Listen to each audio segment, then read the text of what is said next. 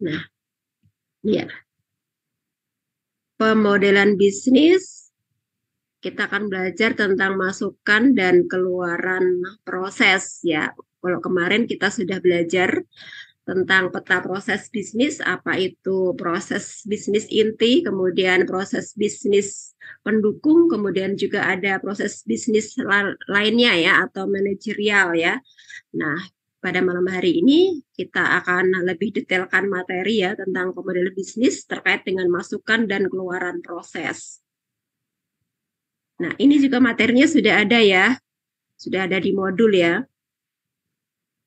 Nah, untuk pengertian awalnya ya, kita akan belajar dulu tentang pengertian sistem ya, karena ini juga terkait dengan sistem ya, sistem dalam suatu organisasi ya.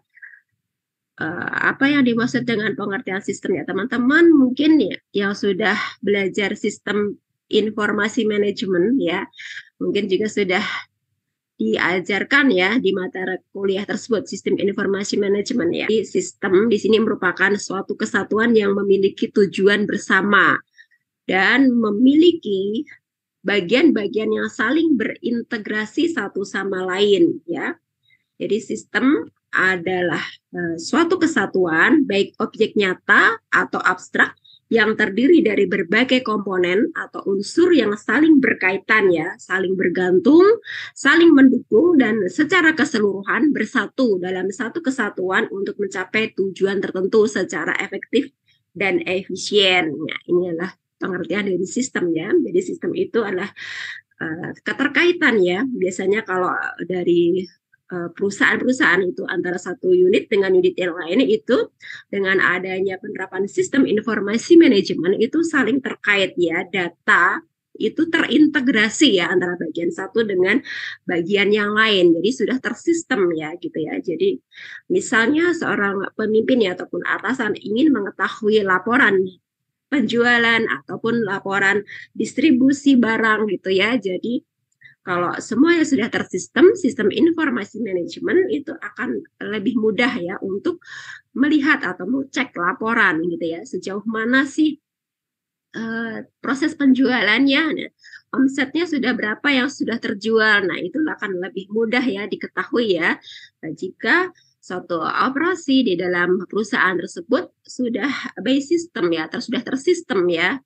Jadi nanti bagian penjualan, input data penjualan, kemudian bagian produksi juga input berapa jumlah barang yang diproduksi pada hari itu, kemudian bagian distributor juga mereka input data ya, sudah didistribusikan kemana saja produknya, kemudian berapa unit yang sudah didistribusikan. Nah, itu akan lebih mudah ya untuk diketahui ya dengan adanya sistem informasi manajemen ya. Itu juga penting sekali ya dikembangkan dan diterapkan ya dalam suatu perusahaan ya. Nah, untuk selanjutnya, pengertian sistem ya, sebuah sistem itu harus memiliki dua kegiatan. Jadi adanya masukan atau input yang merupakan sebagai sumber tenaga untuk dapat beroperasinya sebuah sistem. Kemudian adanya kegiatan operasional atau proses yang mengubah masukan menjadi keluaran atau output ya, berupa hasil operasi. Antara lain ada tujuan, sasaran, target pengoperasian suatu sistem. Nah, ini ya ada sistem informasi, kemudian juga ada sistem transaksi ya, ada sistem pemasaran, kemudian juga ada sistem penjualan gitu ya. Jadi intinya ya, sebuah sistem itu harus memiliki dua kegiatan. Jadi adanya masukan atau input gitu ya. Dan adanya nanti ya adanya output keluaran. Jadi adanya masukan atau input dan keluaran atau output gitu ya. Nah, kalau masukan kalau dari sistem informasi manajemen ya ada yang input atau sebagai adminnya atau operatornya yang input ya memasukkan data ya, misalnya data penjualan. Nah, outputnya apa ya? Outputnya nanti laporan ya, laporan penjualan. Nah, itu ya contohnya. Jadi ada masukan atau input dan ada keluaran atau output. Nah, contohnya tadi kalau terkait dengan penjualan itu sistem penjualan gitu ya. Jadi data-data penjualan ya, data masuk. Oke, untuk berikutnya. Nah, ini entitas ya. Kita akan belajar tentang entitas. Apa sih yang dimaksud dengan entitas? Nah, gitu ya. Tadi kita sudah belajar tentang sistem yang terdiri dari masukan atau input dan kemudian juga ada keluaran atau output ya. Untuk berikutnya entitas. Nah, apa sih yang dimaksud dengan entitas gitu ya? Oke, Mas Gading bisa minta tolong dibacakan? Halo, Mas Gading. Mas Gading ada di rumah atau dalam perjalanan ini? Halo Bu, ada di rumah saya Bu. Ya? Ada di rumah gitu ya Bu. Iya, oke. Bisa minta tolong dibacakan? Entitas artinya sesuatu yang mempunyai keberadaan unik dan beberapa entitas tidak selalu berbentuk fisik, bisa berupa data. Entitas adalah sebuah objek yang keberadaannya dapat dibedakan terhadap objek lain. Contoh binatang, kambing, sapi, kucing, manusia, mahasiswa, dosen, pemasok, penjual, benda, mobil, mesin, ruangan, tempat, negara, dan desa kampung, kejadian, penjualan, registrasi, konsep, rekening, dan kutu. Ya, oke. Terima kasih Mas Gading sudah dibacakan. Jadi ini teman-teman ya, kita sebelum melakukan praktek ya, praktek untuk membuat diagram flowchart gitu ya. Nanti kan sesuai dengan kelompok-kelompok kita kelompokkan ya, sesuai dengan proses kegiatannya masing-masing. Nah, kita belajar dulu entitas. Nah, entitas itu apa sih gitu ya? Ini adalah sesuatu yang mempunyai keberadaan unik ya dan berbeda. Jadi entitas tidak selalu berbentuk fisik, bisa berupa data. Ya, jadi entitas itu adalah sebuah objek yang keberadaannya dapat dibedakan terhadap objek lain. Jadi nanti ini kita kelompok-kelompokkan ya, sesuai dengan jenisnya gitu ya. Misalnya contohnya di sini adalah entitas binatang ya, bisa juga kelompok ya, kelompok binatang itu ada kambing, sapi, kucing ya. Dan sebagainya ya gitu ya, jenis-jenis binatang contohnya ya. Kemudian kalau kelompok manusia, nah ini ada mahasiswa, dosen, pemasok, penjual, dan sebagainya ya. Kemudian benda, misalnya ada mobil, mesin, ruangan, kemudian juga bisa meja, kursi, nah kategori benda gitu ya. Kemudian tempat, ada negara, desa, kampung, kota, ibu kota gitu ya. Dan sebagainya ya. Kalau dalam bisnis mungkin nanti bisa dicontohkan ya entitasnya itu adalah misalnya proses produksi. Nah, itu ya. Proses produksi itu apa saja ya dikelompokkan apa saja ya. Nah, seperti minggu lalu saya contohkan ya dalam proses produksi konveksi gitu ya. Ada di situ ada pemotongan ya, pemotongan kemudian menjahit, kemudian setelah itu ada checking ya, ngecek apakah jahitannya sudah benar atau belum. Kemudian setelah itu bagian packing gitu ya. Nah, itu ya. Jadi dikelompokkan sesuai dengan prosesnya masing-masing gitu ya. Ini dimaksud dengan entitas gitu ya. Kemudian setelah entitas di sini ada penilaian kinerja ya. Jadi penilaian atas kinerja di sini berdasarkan tolak ukur yang didasarkan pada masukan atau input, keluaran atau output, kemudian hasil atau outcome, dan dampak atau impact, kemudian manfaat atau benefit. Ya, ini ya. Jadi ini juga penting ya, teman-teman. Jadi kalau kita ingin melakukan usaha gitu ya, dan usaha tersebut ya ingin maju dan berkembang ya, kita harus menilai ataupun mengevaluasi kinerja atau hasil bisnis kita seperti apa atau hasil usaha kita ya, apakah hasilnya itu sudah sesuai dengan target ataupun tidak. Nah, ini kita harus melakukan evaluasi atau penilaian kinerja kita gitu ya. Nah, dengan begitu kita akan mengetahui gitu ya, oh bisnisnya ternyata sudah sesuai target ya, sudah sesuai dengan visi dan misi yang sudah ditetapkan gitu. Namun kalau tidak sesuai ya kita evaluasi apa sih yang menjadi penyebab tidak sesuai, penjualan tidak sesuai targetnya, omsetnya tidak tercapai, ada apa ini? Apakah ada yang kurang gitu ya, ataupun dari kinerja karyawan kita, apakah ada yang tidak maksimal gitu, apakah proses promosi atau pemasarannya kurang bagus sehingga omset penjualan kita tidak bisa tercapai, ataupun kualitas dari produk kita kurang bagus ya sehingga konsumen tidak membeli produk kita dan lebih memilih membeli produk lain gitu ya. Nah, ini sebagai bahan evaluasi ya, penilaian kinerja ya, evaluasi terhadap pencapaian ya dalam suatu organisasi. Jadi ada masukan ya, input, keluaran, output, hasil, outcome, teman dampaknya, impact, kemudian manfaatnya atau benefit ya. Ini ya adalah penilaian kinerja, tolak ukur ya, tipe penilaian kinerja ya. Nah, apa sih yang dimaksud dengan input gitu ya? Nah, oke, Mbak Marta bisa minta tolong dibacakan. Halo Mbak Marta.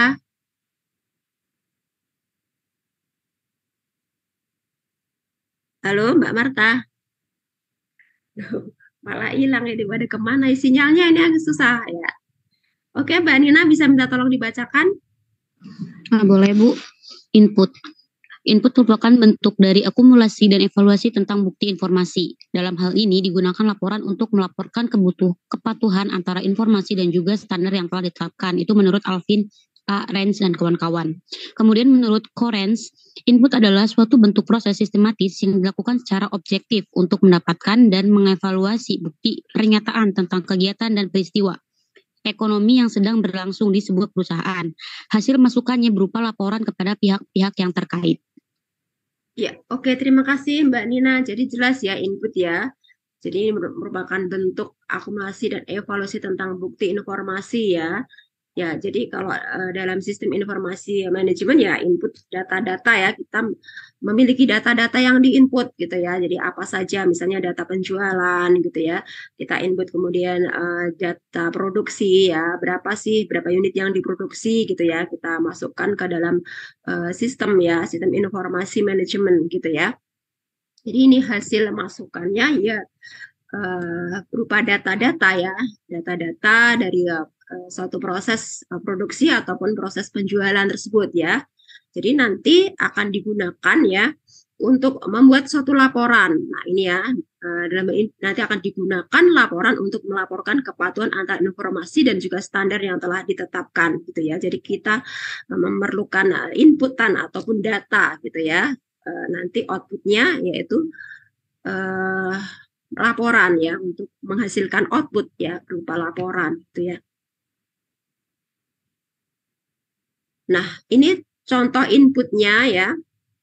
Contoh input kalau di perbankan ini ya, ada tellernya, kemudian ada staff, kemudian memerlukan komputer ya, ada fasilitas, ada jaringan, ada energi. Nah, ini contohnya inputnya ya.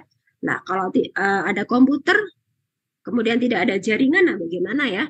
Bagaimana proses input data itu bisa berjalan ya? Tentunya harus ada komputernya, ada jaringannya, kemudian fasilitas pendukungnya, ada server contohnya ya.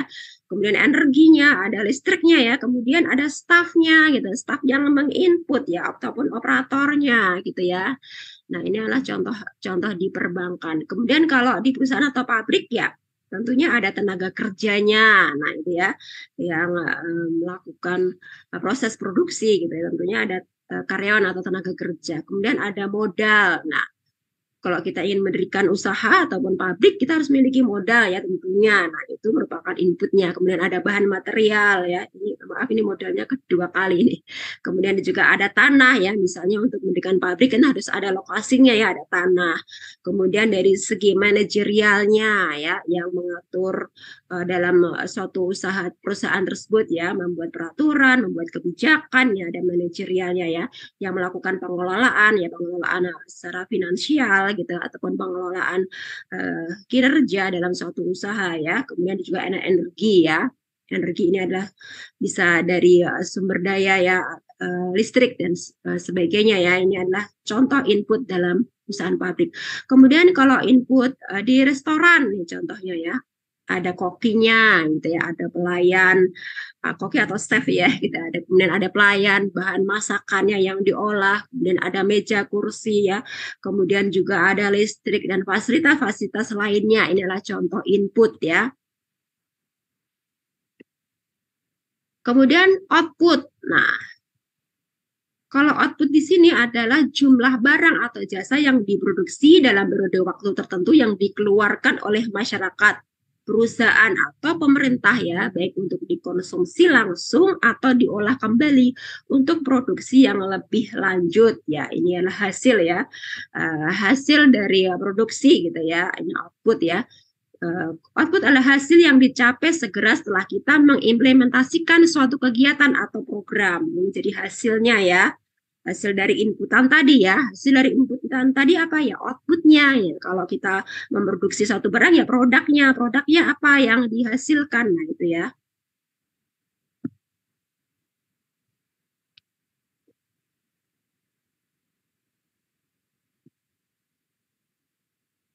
Oke, untuk berikutnya ini adalah contoh output.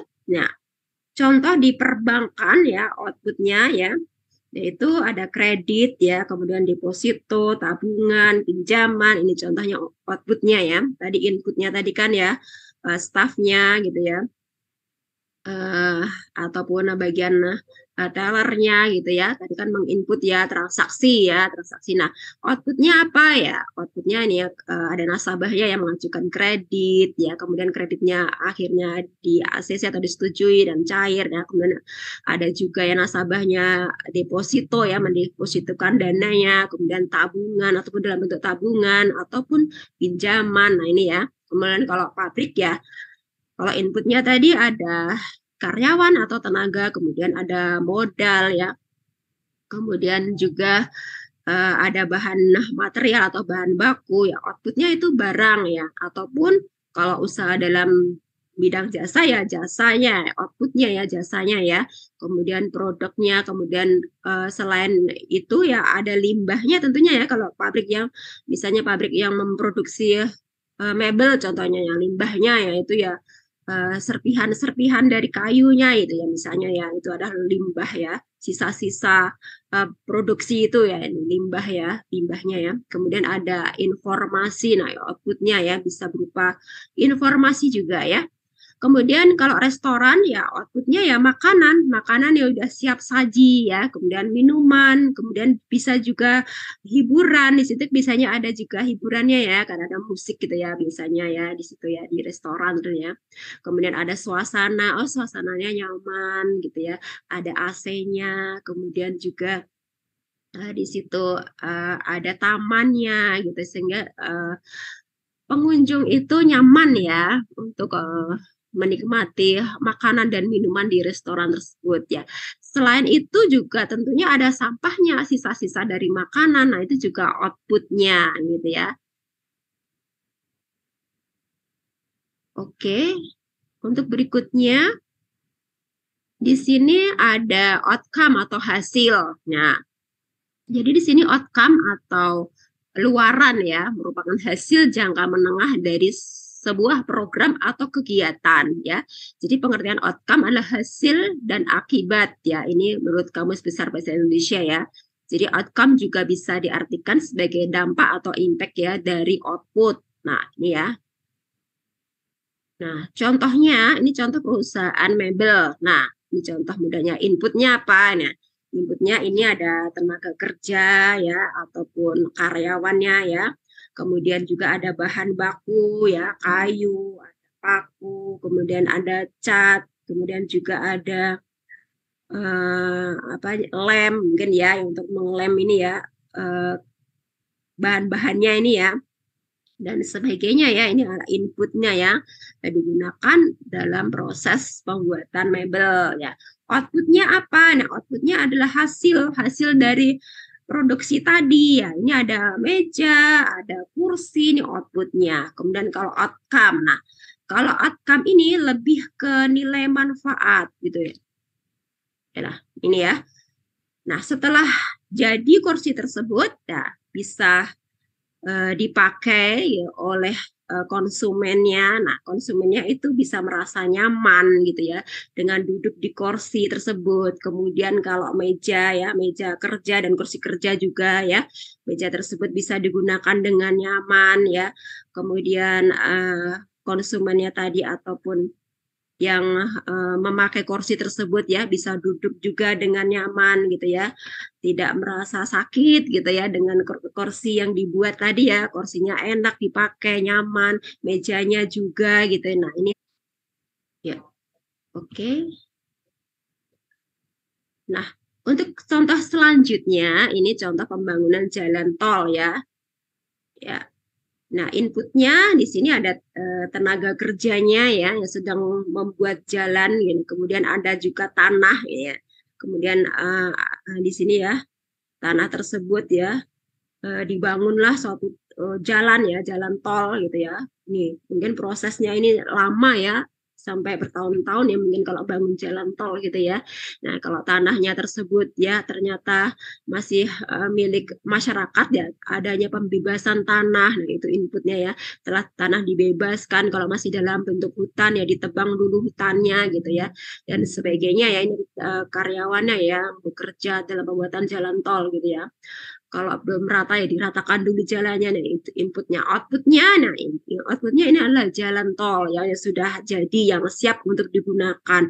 Nah, outcome-nya, nah itu ya, ini adalah pengguna gitu ataupun pengendara gitu bisa menggunakan ya jalan tol tersebut dengan nyaman gitu ya. Nah, ini jalannya udah mulus, enak gitu ya. Kalau berkendara juga lancar gitu tanpa adanya hambatan. Nah, ini ya. Ini yang dimaksud dengan outcome ya. Jadi ada input, output, kemudian outcome. Itu ya. Nah, untuk contoh lainnya, nah, contoh input, output, dan outcome, ini contohnya ya. Contoh di sini adalah jual beli online ya. Oke, Mbak Marta bisa minta tolong dibacakan? Jual beli online. Input, pembeli, penguasa jasa, pencari jasa, penjual, distributor barang yang dijual. Output, aplikasi jual beli online, jaringan internet, ponsel, komputer. Outcome, keputusan pembeli dalam berbelanja online menggunakan aplikasi jual beli online. Restoran cepat saji, inputnya pembeli, karyawan, koki, pelayan. Output, burger, ayam crispy, nasi, minuman, soda. Outcome, kenyamanan pembeli, kepuasan pembeli, makanan yang enak. Ya, oke. Terima kasih Mbak Marta. Jadi sudah jelas ya teman-teman ya. Apa yang dimaksud input, output, kemudian outcome ya. Kemudian setelah itu kita akan belajar tentang impact atau dampak. Nah, ya. Jadi dampak atau impact ini adalah ukuran tingkat pengaruh sosial, ekonomi, lingkungan, atau kepentingan umum lainnya yang dinilai oleh pencapaian kinerja setiap indikator dalam suatu kegiatan. Jadi dampak inilah hasil dalam jangka panjang dan lebih luas efeknya. Ini dampaknya ya. Oke. Kemudian untuk perbedaan outcome dan impact ya di sini ya. Outcome itu jangkanya pendek ya.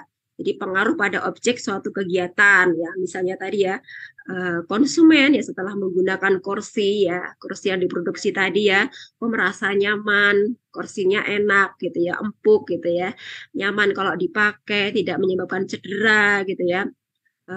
Konsumen juga bisa menikmati ya sambil minum teh ataupun makan gorengan atau makan kue gitu ya, bisa digunakan untuk bersantai gitu ya. Nah itu ya, itu adalah outcome. Jadi jangka pendek, jadi respon ataupun pendapat dari konsumen ya setelah memakai produk tersebut ya gitu ya. Kalau impact ini adalah jangka panjang ya, jadi pengaruh yang lebih luas pada lingkungan, pada objek kegiatan. Nah ini impactnya jangka panjang ya. Jadi pengaruhnya apa sih dalam jangka panjang gitu ya, jika menggunakan produk tersebut ya, ataupun dari segi output ya, misalnya tadi perusahaan mebel ya, outputnya ya, misalnya outputnya di situ kan ada limbah. Nah, limbahnya impactnya, dampaknya apa dalam jangka waktu panjang jika tidak diolah dengan benar ya. Misalnya ya nanti kalau limbahnya itu menumpuk, nanti lama-lama juga bisa bau ya teman-teman ya, bau tidak sedap ya, menimbulkan pencemaran lingkungan dan sebagainya jika dibuang sembarangan gitu ya. Tidak sesuai dengan ketentuan, nanti bisa menyumbat aliran itu ya air ya, sehingga pada saat hujan ya nanti terjadi banjir dan sebagainya. Ini adalah dampak ya dalam jangka waktu panjang ya jika satu proses tersebut tidak diselesaikan ataupun tidak dilaksanakan dengan baik ya, sesuai dengan ketentuan ya. Seperti saya contohkan tadi output ya, misalnya terkait dengan tadi ya sampah. Kemudian jika perusahaan mebel tersebut ya memproduksi mebel tidak sesuai dengan standar ya, ternyata ya bahannya itu tidak berkualitas ya. Dalam waktu panjang ya dampaknya gitu ya, nanti penggunanya gitu ya ataupun konsumennya yang memakai kursi tersebut ya nanti bisa terjatuh ya karena patah dan sebagainya. Itu ada dampak dalam waktu panjang ya itu ya dari suatu proses produksi ya, jika bahannya atau materialnya yang digunakan itu tidak bagus kualitasnya gitu ya, dalam waktu setahun 2 tahun gitu sudah rusak ya, sehingga konsumennya atau penggunanya itu bisa cedera ya karena kursinya patah misalnya, contohnya itu dampaknya ya, jadi dalam jangka waktu panjang ya. Oke. Kemudian kalau dari segi benefit atau manfaat, ini adalah kegunaan suatu keluaran yang dirasakan langsung oleh masyarakat ya. Jadi dapat berupa tersedianya jasa atau fasilitas yang dapat diakses oleh publik ya. Manfaat adalah hasil yang baik dan dampaknya positif. Ini manfaatnya ya. Jadi hasil yang baik adalah manfaat jangka pendek, sedangkan dampak positif adalah manfaat jangka panjang yang dapat dirasakan oleh lingkungan yang lebih luas. Untuk lebih jelasnya ini ada di modul ya, modul yang sudah saya share ya, teman-teman bisa membaca di modul yang sudah saya share tersebut. Nah, untuk kemudian indikator kesuksesan bisnisnya, apakah indikator-indikator kesuksesan bisnis ya dalam suatu usaha ya. Yang pertama, volume penjualan. Nah, suatu usaha atau perusahaan tersebut ya dikatakan sukses ya apabila volume penjualannya itu bisa mencapai target ya, bahkan bisa melebihi target. Nah, ini ya. Jadi dikatakan usaha tersebut sukses ya. Ya, volume penjualannya tentunya ya pertama mencapai target, yang kedua melebihi target, itu berarti bisa dikatakan ya kesuksesan itu setelah diraih gitu oleh perusahaan tersebutnya.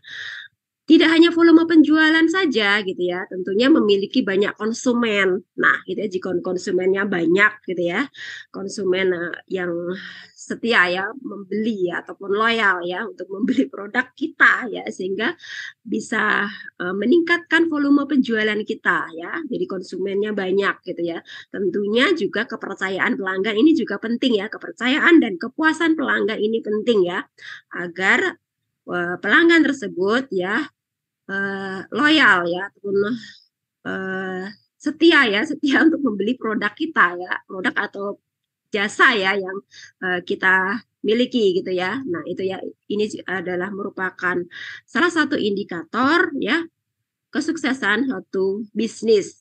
Nah, kemudian juga mencapai break even point. Nah, ini juga penting sekali ya, bagaimana seorang bisnis itu dikatakan sukses ya jika sudah mencapai break even point ya. Misalnya kalau kita membuka usaha restoran ya, modal awalnya itu misalnya itu 100 juta. Nah, di tahun pertama itu belum kembali modal ya teman-teman ya, mungkin baru kembali modal itu 25 juta gitu ya, seperempatnya, belum sampai 100 juta ya. Kemudian di tahun kedua itu kembali modalnya baru 50 juta gitu ya. Jadi belum mencapai break even point, belum mencapai titik impas gitu, karena baru balik kembali modal 50%, itu belum dikatakan sukses gitu ya, karena belum kembali modal seutuhnya, belum mencapai break even point gitu ya.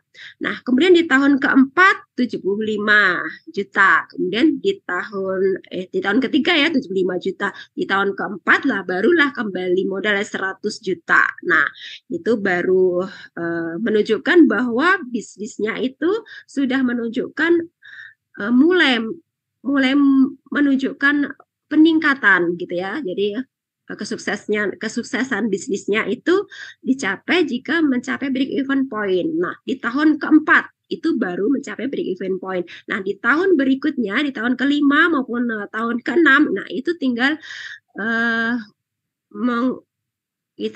tinggal kita menghitung berapa besar sih keuntungannya gitu ya. Kita di tahun ke-5, ke-6 gitu. Karena di tahun ke-4 itu kita baru mencapai break even point. Nah, keuntungannya nanti di tahun ke-6, ke-5, nah itu baru keuntungannya ya, keuntungan dari usaha tersebut karena modalnya tadi adalah 100 juta gitu ya. Di tahun ke-6 itu bisa mencapai 125 juta ataupun 150 juta. Nah, itu ya. Ini adalah indikator kesuksesan suatu bisnis ya. Kalau semakin cepat mencapai titik impas atau break even point itu semakin baik ya. Misalnya dalam waktu 2 tahun perusahaan tersebut ataupun bisnis rumah makan tersebut sudah kembali modal nih gitu ya. Nah itu juga lebih baik ya, lebih cepat kembali modal itu lebih bagus ya karena untuk di tahun-tahun berikutnya itu kita sudah mendapatkan keuntungannya dari usaha kita tadi ya. Jadi sudah kembali modal gitu ya. Kemudian menghasilkan biaya hidup. Nah, ini ya. Jadi usaha tersebut gitu bisa menghasilkan biaya hidup, maksudnya di sini ya, dari usaha yang kita kembangkan tadi ya.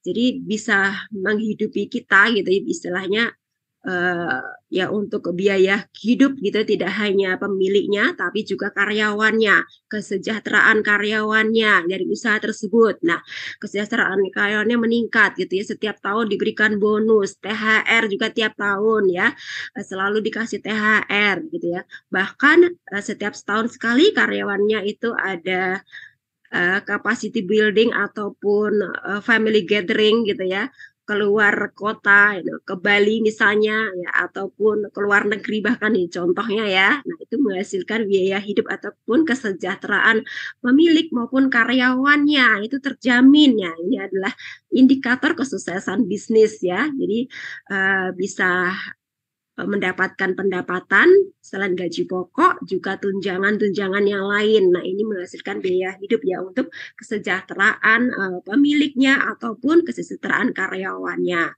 Kemudian mendapatkan profit real. Nah, ini juga ya pendapatannya itu yang diperolehnya itu sudah mencapai target ya dari yang sudah ditetapkan. Nah, ini adalah indikator-indikator kesuksesan bisnis ya, suatu bisnis ya.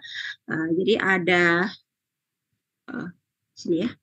Ada volume penjualan ya, memiliki banyak konsumen ya, mencapai break even point, menghasilkan biaya hidup dan mendapatkan profit real gitu ya. Jadi ini memang benar-benar profit atau keuntungan ya dari perusahaan tersebut yang diterima ya.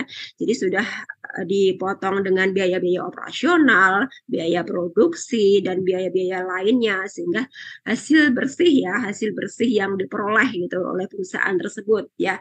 Ini ya, jadi mendapatkan profit real. Nah, ini adalah indikator kesuksesan dari suatu bisnis ya, gitu ya. Oke, terima kasih teman-teman. Nah, itu adalah sekilas tentang materi kuliah pada malam hari ini tentang keluaran, masukan ya, masukan dan keluaran ya, ada proses input, output. Nah, itu ya. Oke, sampai di sini ada yang mau ditanyakan atau teman-teman ada yang mau sharing pengalamannya di tempat kerjanya masing-masing? Ya, yang lainnya kemana nih, Mbak Nina, Mbak Marta? Coba berdua. Kurang tahu, Bu. Aduh, kemana nih? Jaringannya pada jelek deh, Bu. Iya, pada kemana ini ya? Jadi keluar masuk gitu. Ya. Oke. Ya udah, saya lanjutkan ya. Saya bahas sedikit yang tentang materi kemarin ya. Kemudian nanti saya coba bikin ya. Saya lihat juga ada yang mengerjakan tugas kemarin ya. Apakah ada kesulitan gitu ya? Sebenarnya saya sudah pernah bikin flowchart kayak gitu, Bu, untuk proses bisnis. Cuma kan Ibu kemarin pengen ngejelasin tentang proses bisnis itu sendiri kan. Jadi takutnya persepsi saya sama Ibu itu berbeda. Jadi saya mau lihat dulu gitu gimana untuk menyamakan persepsinya. Ya, saya kan kemarin ngasih tugas belum sampai ke buat flowchart ya, baru teman-teman coba buat ya proses inti, kemudian proses pendukung kan, proses manajerial di situ aja, belum sampai ke flowchartnya gitu. Baru saya minta teman-teman menuliskan saja gitu, belum sampai ke flowchartnya ya. Oke. Saya jelaskan singkat ya, ini juga sudah saya share di e-learning ya teman-teman tentang sebentar ini bisnis proses Ntar saya buka dulu nih. Nah, ini udah saya share nih teman-teman ya. Business Process Modeling Notation. Nah, pakai ini nih kalau di pemodelan bisnis ya. Di mata kuliah pemodelan bisnis. Nih, pakai ini. Ini udah ada nih materinya, udah saya share. Nah, ini. Business Process Modeling ya, Notation ya. Udah kelihatan kan ini ya? PDF-nya. Kelihatan, Bu. Ya, oke. Jadi pakai ini ya kalau di proses bisnis ya. Business Process Modeling Notation ya. Nah, apa itu yang dimaksud Business Process Model Notation? Nah, ini adalah notasi grafis ya, yang menggambarkan logika dari langkah-langkah dalam proses bisnis. Jadi notasi ini telah didesain ya secara khusus untuk mengkoordinasikan urutan proses dan pesan yang mengalir antara pelaku dalam kegiatan yang berbeda. Ya, ini saya belum sempat membuat PPT-nya. Berarti ini lebih ke kompro dong, Bu. Ya. Company profile gitu. Nanti saya jelaskan lebih lanjut ya, bukan company profile. Ya, seperti peta proses bisnis kemarin yang saya jelaskan ya, tapi ini kita memakainya business process modeling notation ya, gitu ya. Jadi sejarahnya ini nanti teman-teman bisa baca ya, sejarahnya ini panjang lebar nanti kelamaan ya. Nah, tujuannya saja ya ini ya. Nah, tujuan utama dari usaha ini, business process modeling notation adalah menyediakan suatu notasi yang mudah dipahami oleh semua masyarakat ya, terutama pegiat software. Dari analisis bisnis yang ada, kemudian menciptakan draft permulaan dan proses-proses sampai dengan pengembangan teknis meliputi alur dan pekerjaan ya dalam bentuk model atau notasi.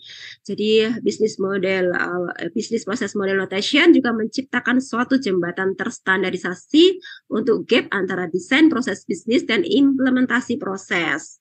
Nah, ini ya pentingnya ini BPMN ini ya, ada standar proses permodelan ya, kemudian diterima secara internasional, kemudian suatu metode pemodelan proses menciptakan jembatan standar yang mengurangi kesenjangan antara proses bisnis dan pelaksanaannya, memungkinkan Anda untuk proses model dalam cara bersatu dan standar sehingga setiap orang dalam organisasi dapat saling memahami. Ini kita baca bareng-bareng, kalau baca sendiri mungkin teman-teman capek ya. Malam ini aja kita baca, padahal sudah ada nih, sudah saya share. Nah, ini ada notasi ya, notasi business process model notation ini ya. Dalam standar kategori elemen, variasi tambahan dan informasi dapat ditambahkan untuk mendukung kebutuhan ya untuk kompleksitas ya tanpa mengubah tampilan dasar diagram. Jadi 5 kategori dasar elemen business process modeling ya. Notation ini ada flow object, kemudian ada data, ada connecting object, ada sequence ya, kemudian ada artifact ya. Ini adalah 5 kategori dasar business process model notation ya, ini ya. Kemudian juga ini ada flow object di sini ya.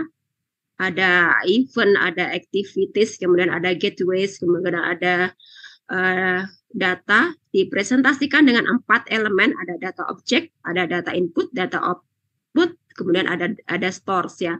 Kemudian ada connecting-nya. Nah, ini ada macam-macam, ada 4 connecting ya. Nanti teman-teman bisa baca. Kemudian ada streamlines-nya, ini ada 2, ada pulse. Nah, di sini ada nih. Kemudian ada lens ya, kemudian ada artifact, di sini ada group, ada text annotation. Ini dasarnya ya, di sini ada ini. Nah, di sini event, kemudian ada test, kemudian ada gateway ya, kemudian juga ada sequence ya, flow. Nah, ini adalah garisnya, ini hampir seperti flowchart ya memang. Ya. Ini ada event, ini kemudian ada ini start, immediate, kemudian ada end, kemudian ada activity ya. Nah, ini ya. Seproses ini kalau seproses di sini ada gambarnya plus di sini. Nah, ini berarti ada proses lanjutan ya di dalamnya ya. Kemudian ada gateway ya dan sebagainya ya. Nih. Teman-teman bisa baca ya. Kemudian di sini ada pool. Nah, ini adalah keterangannya ini ya. Bisa teman-teman baca. Kemudian juga ada land ya ini. Nah, oke, kemudian juga ada data objek dan sebagainya. Nah, ini teman-teman bisa baca ya, sudah ada di e-learning ya, sudah saya contoh, maksudnya sudah saya share ya. Nah, ini contohnya adalah layanan pizza. Nah, ini contohnya ya. Nah, ini adalah modelnya seperti ini ya, business process model notation. Nah, ini ada contohnya ya. Nah, ini seperti ini ya. Nanti kita bisa mencontohkannya ya ini. Oke. Nah, ini contoh pendaftaran mahasiswa. Nah, ini contohnya. Ya. Oke. Nah, ini ya. Jadi nanti kita menggambarkannya dengan ini ya, business process model notation. Ya, ini ya. Di pemodelan proses bisnis ini ya. Sebentar. Naik ke atas judulnya. Nah, ini ya. Business process modeling notation. Ini pakai ini ya. Nah, oke. Stop. Ya, kita kembali ke materi yang kemarin ya. Jadi sebelum membuat ya business process modeling notation ini, kita harus mengetahui dulu prosesnya. Prosesnya seperti apa ya dalam suatu perusahaan tersebut gitu ya. Makanya kan dari awal saya minta teman-teman membuat struktur organisasi. Nah, dari struktur organisasi, saya minta teman-teman lagi memilah-milah mana yang termasuk bisnis proses inti, bisnis proses pendukung, bisnis proses manajerial ya atau manajemen ya. Nanti teman-teman pilih itu, pilah-pilah itu ya untuk tahap awalnya. Sebentar, ini saya juga sudah milah-milah dulu. Ini ya. Saya share dulu ini ya.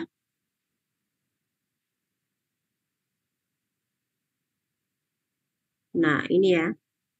Ini teman-teman ya.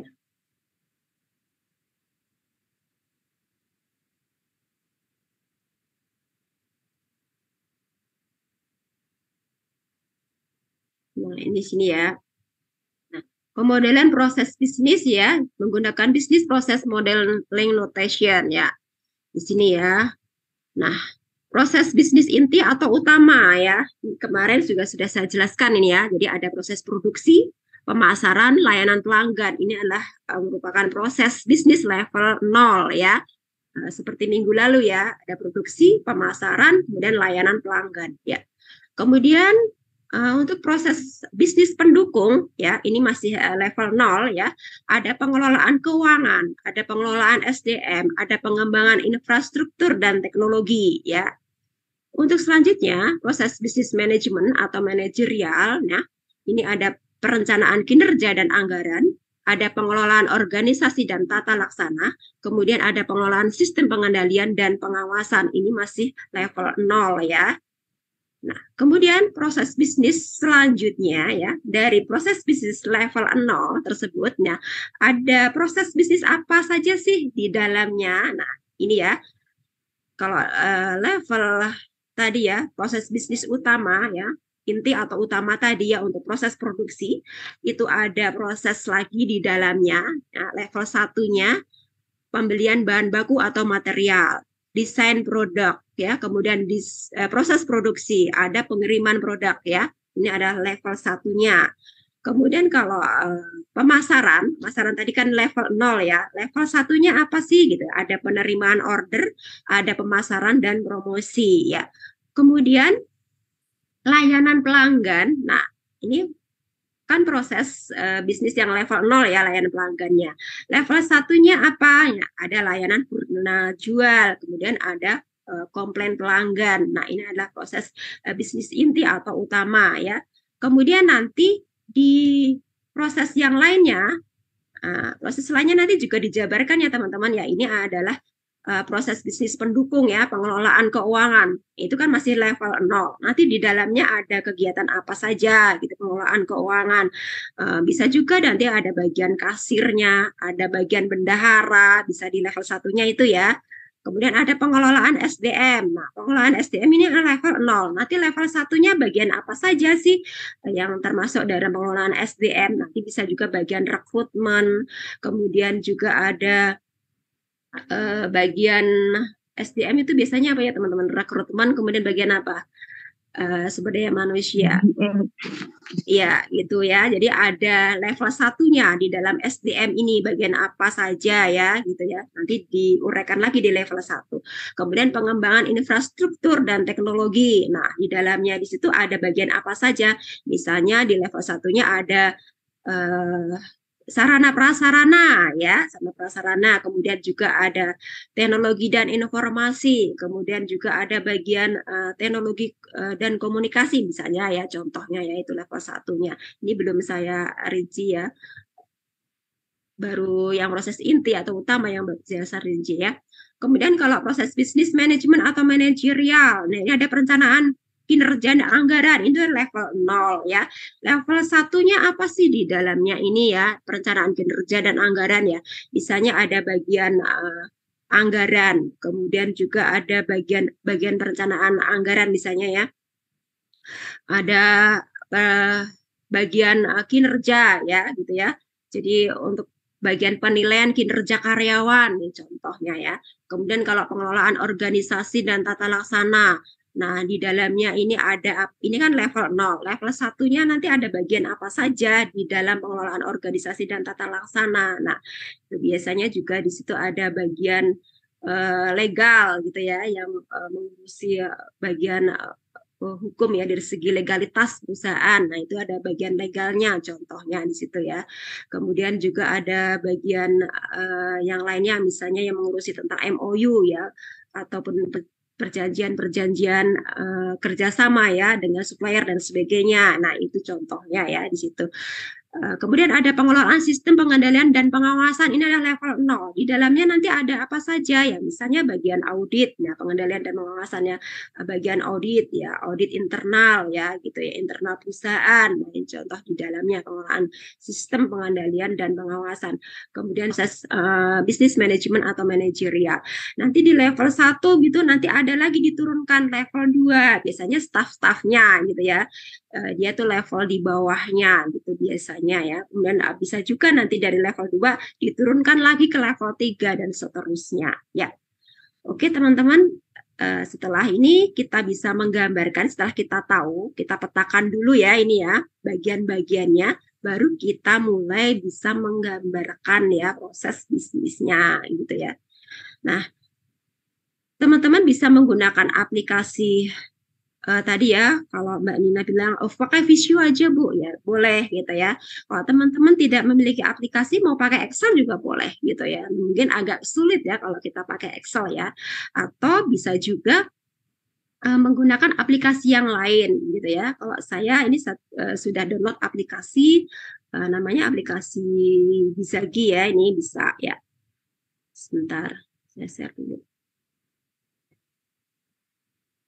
Nah, ini teman-teman ya. Kalau saya memakai aplikasi ini ya, bisa dilihat dulu. Nah, aplikasi Bizagi. Nah, ini awalnya ini enggak ada yang kedua. Awalnya ini cuma satu. Ya, ini ya aplikasinya. Nah, ini ya. Ini aplikasi Bizagi ya, teman-teman ya. Untuk cara downloadnya sudah saya share juga di YouTube. Nanti teman-teman bisa lihat dari YouTube saya ya. Aplikasinya ya. Oke. Nah, kita akan gambarkan dulu ya teman-teman, itu ada 3 proses ya tadi ya, ada proses inti, kemudian juga ada proses pendukung, kemudian juga ada proses bisnis manajemen atau manajerial ya. Nanti kita akan gambarkan dulu ya proses level 0-nya dulu ya, proses bisnis level 0 ya.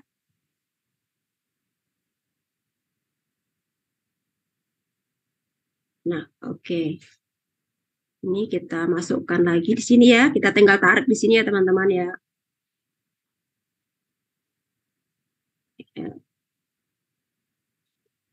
Nah, di sini kita tinggal tarik di sini kan ada 3 tadi ya, proses inti ya.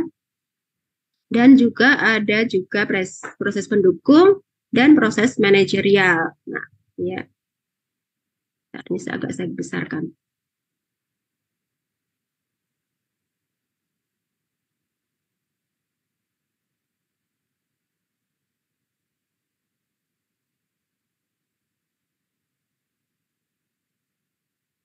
Nah, ini kita bisa masukkan di sini proses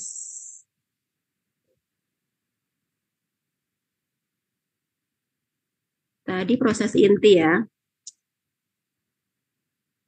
Nah, kita masukkan di sini dan proses Kita ketikkan di sini ya. Nah, proses inti ya, ini ya. Kemudian di sini ada proses ya, proses pendukung. Nah, setelah proses pendukung ada juga proses manajerial ya, teman-teman ya.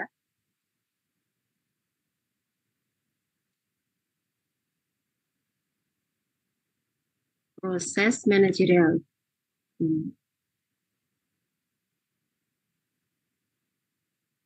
Proses di sini proses manajerial.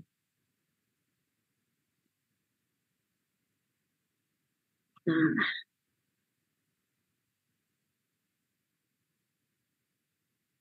oke, kemudian kita cari di proses intinya ya. Ini masih level 0 dulu ya teman-teman ya. Proses bisnis level 0. Nah, di proses intinya tadi ada apa saja gitu ya. Kita lihat dulu, kita intip dulu nih di proses inti. Kita intip dulu ya, gitu teman-teman.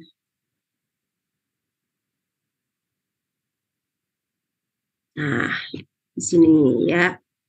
Nah, di proses bisnis inti atau utama ya, ini ada produksi, pemasaran, layanan pelanggan ya. Kemudian kita gambarkan di sini. Oke.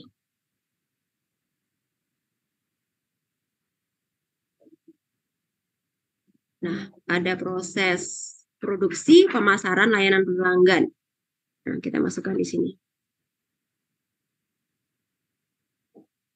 Kita ketikkan ya, proses produksi. Pemasaran.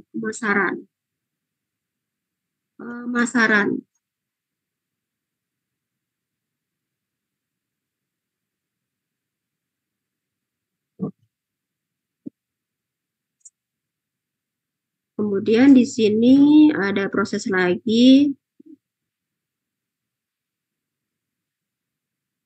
Nah, di sini ada layanan pelanggan.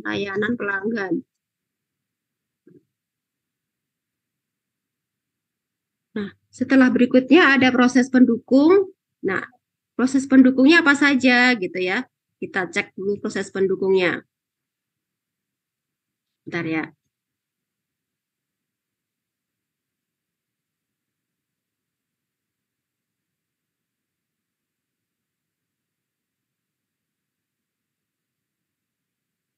Nah, ini proses pendukungnya.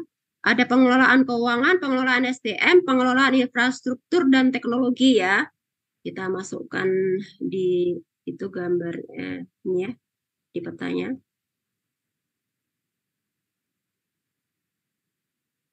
Nah, ini kita masukkan ke sini.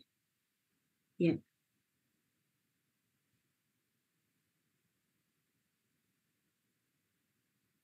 Ada pengelolaan keuangan di sini ya. Pengelolaan keuangan. Ya. Oke. Ini tulisannya nggak mau muncul dia ya. Di dalamnya nih tulisannya. Kemudian juga ini yang pertama, kedua. Di sini ada pengelolaan SDM. Nah, itu ya di sini. Kemudian ada pengembangan infrastruktur dan teknologi. Pengembangan ya, infrastruktur.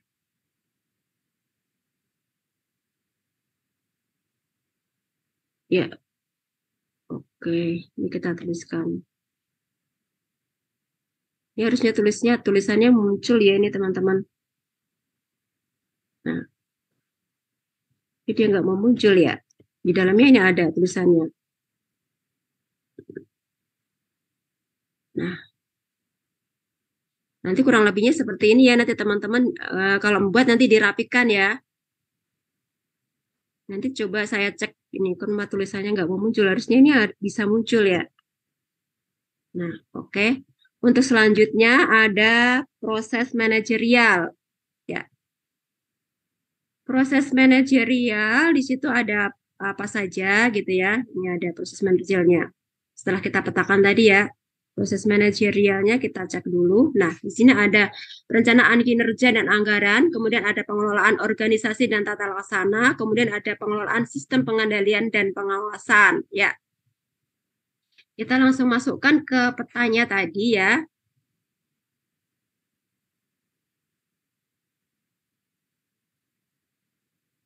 Nah, di sini,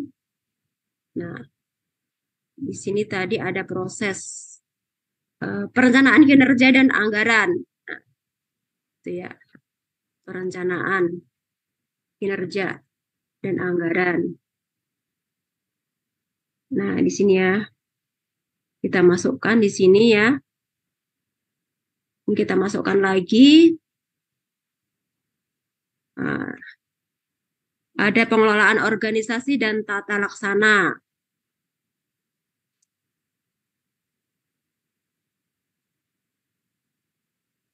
Nah, ini ya.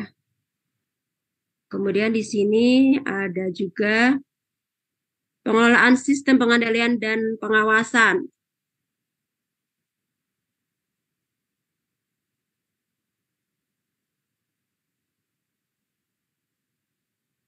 Nah, ini adalah proses bisnis level 0 ya. Teman-teman nanti saya cek ya, ini tulisannya kenapa nggak mau keluar ya. Nah, itu sudah ada keterangannya di dalamnya ya. Oke. Nah, ini adalah contoh proses bisnis level 0 ya teman-teman, kurang lebih seperti ini penggambarannya ya. Nanti biar rapi nanti teman-teman bisa dirapikan ya, misalnya di sini diletakkan di sini biar rapi gitu ya, terus di sini dirapikan. Nah, ini adalah contoh saja ya. Ditata gitu ya secara simetris agar bagus gitu ya tata letaknya, nanti teman-teman bisa mengaturnya ya tata letaknya biar rapi gitu ya. Nah, kalau proses ini level 0 ya, di dalamnya itu ada proses lagi, itu dikasih tanda seperti ini yang ada plusnya gitu ya. Tapi kalau misalnya nggak ada lagi proses di dalamnya, kita pakai ini aja gitu ya, pakai yang tidak ada tanda plusnya ya.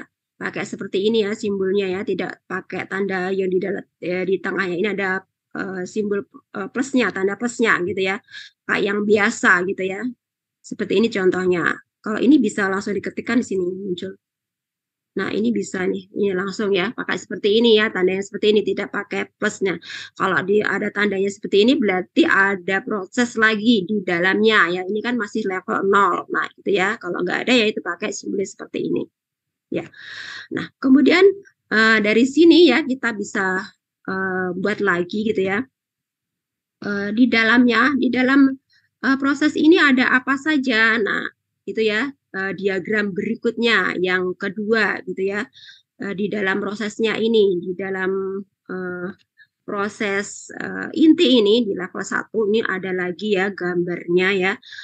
Proses-proses yang lain gitu ya, teman-teman ya. Jadi nanti bisa kita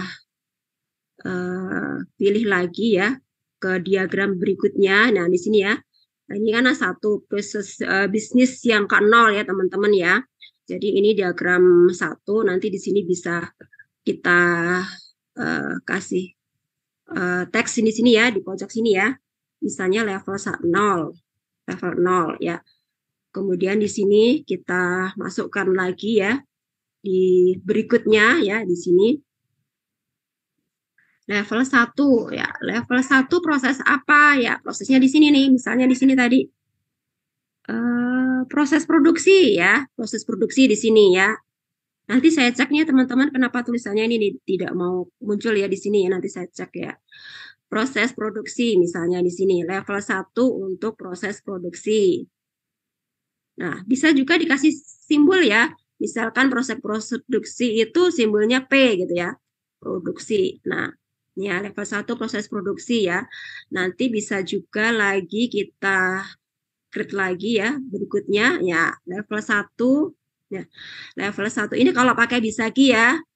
Level 1 yang proses apa tadi ya? Proses pemasaran ya, pemasaran dan seterusnya ya. Ya. Oke, teman-teman ya. Ini misalnya level 1 proses produksi ya. Ini pemasaran produksi. Level 0-nya ini ya, proses 1. Level 1 proses untuk produksi yang di sini ya, proses inti, proses level 1-nya.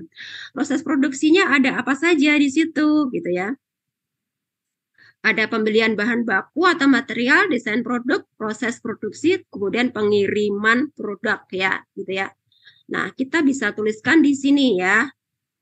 Untuk level 1 produksi ya. Nah, misalnya di sini ya.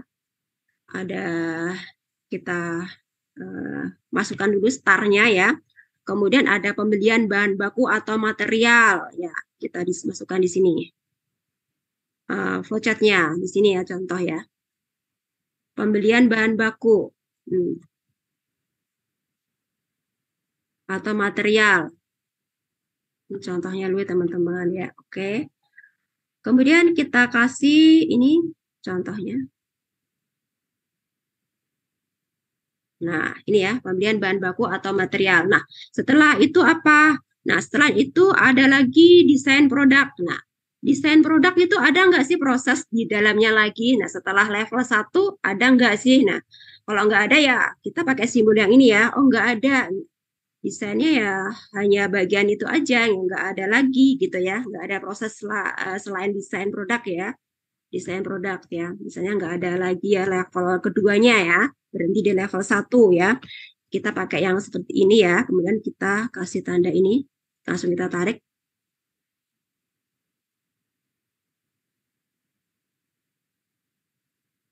Ya, ini ya desain produk ya. Setelah itu proses produksi. Nah, ya proses produksi. Ini contoh mudahnya ya.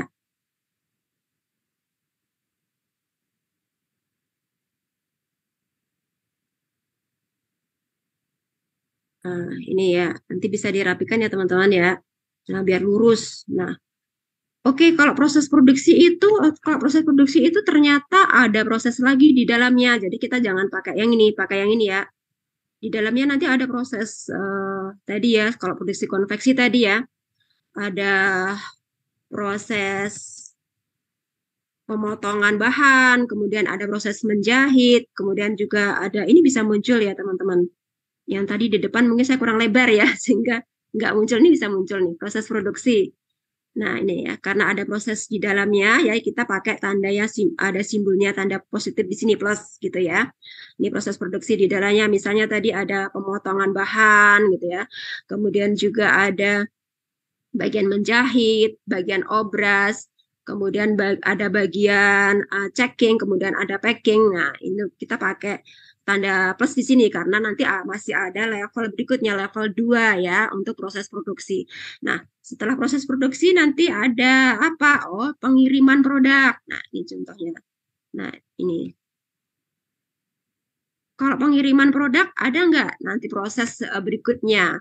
Oh, tentunya ada ya. Jadi tidak langsung ke konsumen, misalnya ke distributor dulu. Jadi nanti ada proses pengiriman produk itu, di dalamnya ada proses distribusi barang. Kemudian juga ada proses setelah selain distribusi barang ya, kemudian juga ada proses di dalamnya bagian transportasi ya, gitu ya. Bagian transportasi yang ataupun pengiriman ya, gitu ya. Ini ada pengiriman produk. Karena ada proses lagi di dalamnya, jadi tidak berhenti di proses 1. Nah, kita pakai tanda yang ada positifnya di sini ya, teman-teman. Nah, nih. Ini adalah contoh sederhana ya. Mungkin nanti ke depan akan saya gambarkan yang lebih lengkap lagi ya. Ini teman-teman, ini untuk contoh saja. Ya, kalau pakai aplikasi itu lebih mudah ya teman-teman. Mungkin kalau pakai Excel agak rumit ya, karena kalau pakai Excel itu kan ya kita harus manual ya. Kalau pakai sistem mau geser ke sana, geser ke sini itu bisa ya. Nah, misalnya kalau di level 1 ini prosesnya udah selesai ya, kita kasih tanda begini ya, N, itu selesai ya. Misalnya ini ya, udah selesai sampai di sini, kita kasih tanda N. Nah, ini adalah sederhana ya teman-teman, saya kasih contoh sederhana ya. Nah, inilah contohnya teman-teman ya. Jadi misalnya nanti dia proses produksi ini ada level selanjutnya ya teman-teman, kita tinggal bikin aja di sini ya create-nya ya level 2 gitu ya. Di sini kita create lagi di sini. Tambah lagi ya create a copy ya, misalnya ini level 2. Level 2 produksi, proses produksi. Dan sebagainya ya, bisa sampai panjang nih ya teman-teman ya, beberapa level gitu ya. Ini kan, di sini kan ada proses produksi ya, jadi ada level, ini kan level 1-nya, nanti ada level 2-nya lagi ya, proses level 2 proses produksi ya, nanti ada proses apa saja di dalamnya gitu, nanti dijelaskan di ini ya petanya ya, peta proses bisnisnya. Nah itu ya teman-teman ya. Nah, ini sudah saya gambarkan sepintas. Jadi teman-teman nanti kalau saya minta tolong gambarkan ya teman-teman bagaimana sih proses inti, proses pendukung, dan proses manajerial. Nanti teman-teman bisa ya. Kemudian di proses inti itu kan level 0. Level 1-nya nanti prosesnya apa saja gitu. Nanti teman-teman bisa menggambarkannya ya seperti ini ya. Gitu ya secara lengkapnya ya. Kemudian setelah level 1 ada level 2. Nanti level 2-nya prosesnya apa saja gitu ya. Nanti teman-teman bisa menggambarkannya melalui diagram flowchart dengan bisnis model ya, notation ya, bisnis proses model notation ini seperti ini ya, ini maksud ya. Oke. Oke. Jam 20.58 ini adalah contoh ya, contoh sederhana ya yang saya berikan pada malam hari ini. Untuk kedepannya ya kita akan praktek yang lebih detail lagi ya teman-teman ya. Teman-teman nanti tugasnya jangan lupa dikerjakan ya untuk pembuatan tadi ya proses inti, proses pendukung maupun proses manajerial dari struktur organisasi yang teman-teman sudah buat ya. Misalnya sulit, Bu, sulit rasanya rumit, boleh ganti nggak struktur organisasinya biar bisa lebih mudah menggambarkan proses inti, pendukung maupun manajerial. Boleh, silahkan teman-teman ya, nggak apa-apa ya. Ganti nggak perusahaan kemarin karena seluruh organisasinya terlalu rumit, nanti saya menggambarkan peta proses bisnis atau pemodelan bisnisnya rumit, mau ganti ya boleh, silahkan gitu ya, nggak apa-apa ya teman-teman. Yang penting itu bisa memberikan contoh ya cara menggambarnya seperti apa ya, menggambarkan peta proses bisnisnya seperti apa. Nanti teman-teman yang penting bisa memberikan gambaran contoh ya membuatnya, nah gitu ya. Teman-teman bisa diskusi, makanya saya minta teman-teman itu kelompok ya, bisa diskusi. Kalau satu orang sendiri mungkin gimana ini prosesnya, habis ini apalagi ya gitu. Kalau ada teman gitu kan bisa sharing ya, bisa memberikan masukan, oh bukan itu prosesnya, ini loh, nah gitu ya. Oke, sampai di sini ada yang ditanyakan Mbak Nina, Mbak Marta, Mas Gading? Cukup, Bu. Oh, cukup ya. Teman-teman paham kan ya apa yang saya maksudkan tugasnya kemarin? Paham, Bu. Ya, oke. Nah, setelah itu tugas malam ini saya minta teman-teman menggambarkan ya, nanti menggambarkan peta proses bisnis level 0 ya dan level 1 ya. Bisa kan sampai level 1, nggak harus semuanya, contohnya saja gitu ya. Misalnya proses inti, oh saya level 1-nya proses inti contohnya 1, proses pendukung contohnya 1, proses manajerial contohnya 1 saja gitu, nggak usah semuanya ya, nanti kalian nggak ada waktu untuk bekerja ya, karena juga kerja juga ya, jadi nggak usah semuanya, yang penting teman-teman bisa memberikan contoh. Ini kalau saya tadi kan mencontohkan ini ya, level 1 ya, level untuk produksi ya, ini aja gitu ya, level 2-nya nggak usah dulu, level 0 sama level 1 ya. Kemudian nanti misalnya level 0 yang mana nih ya, contohnya salah satu untuk proses pendukung. Kemudian proses manajerial nanti ya, yang mau dibuat level 1 yang mana, salah satu saja, nggak usah semua gitu ya. Yang penting teman-teman bisa mempraktekkannya cara membuatnya ya. Oke. Oke, ada pertanyaan? Pakai aplikasinya bebas ya, terserah. Mau pakai Bisagi boleh, Visio boleh. Kalau nggak bisa ya aplikasi, ya pakai Excel boleh, bebas. Terserah teman-teman yang teman-teman paham bagaimana cara membuat peta proses bisnis. Ya. Oke teman-teman, saya akhiri kuliah kita pada malam hari ini. Mohon maaf saya tidak bisa menyampaikan secara detail ya, karena terkait juga waktu. Oke. kita akhiri kuliah kita pada malam hari ini. Terima kasih semuanya. Selamat menjalankan ibadah puasa bagi mengerjakan yang melaksanakannya ya. Selamat malam. Wassalamualaikum warahmatullahi wabarakatuh. Terima kasih semuanya. Terima Ya, kasih, terima Bu. kasih, Bu. Selamat malam. Malam.